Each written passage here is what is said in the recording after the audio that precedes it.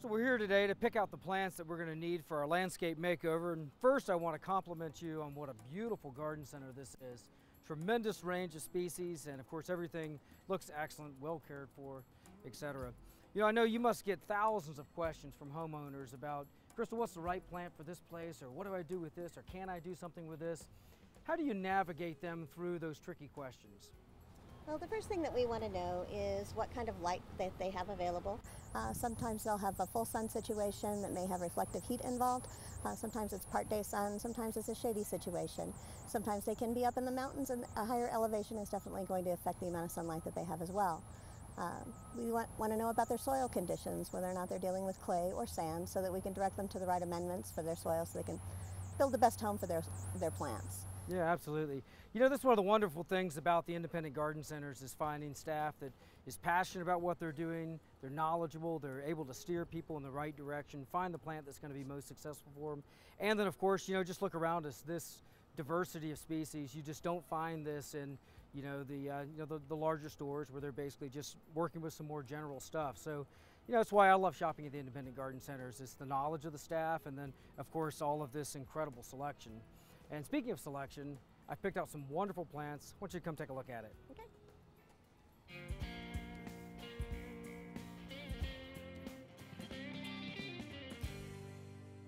Well, Crystal, we got some beautiful looking material here, and I'll tell you what I was going for as we're looking for these different plants. We want things that are going to give us nice year-round interest, also plants that are going to be durable, and winter can be a really, really tricky time of the year. There's not a whole lot that blooms in winter, and so we're looking more for, say, things that would be either evergreen or have interesting bark, which is why we selected the yellow twig dogwood and the red twig dogwood. These plants, of course, after they've dropped their beautiful foliage, have these really neat bright red and bright yellow twigs, aptly named.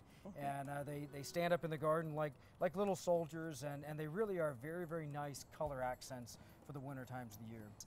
Miscanthus sinensis over here, of course, I love this, green and yellow striped foliage. This is a beautiful vertical accent. It's this very nice fine foliage as well. So you get different textures that are going to be splashed in with some of these larger leaf plants, like the hydrangea angel's blush.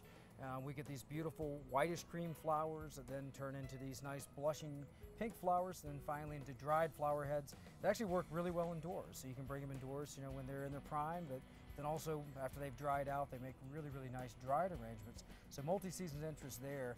I would agree with you. I really like the drama that they can create in the winter. I am a big fan of the dramatic foliage as well on the Diablo 9 bark. This can create a focal point wherever you place it.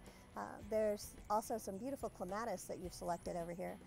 That's a great choice for vertical gardens. If you have small space, it's one opportunity to make the most out of your garden is to take your color vertical. There's also some beautiful blue oak grass.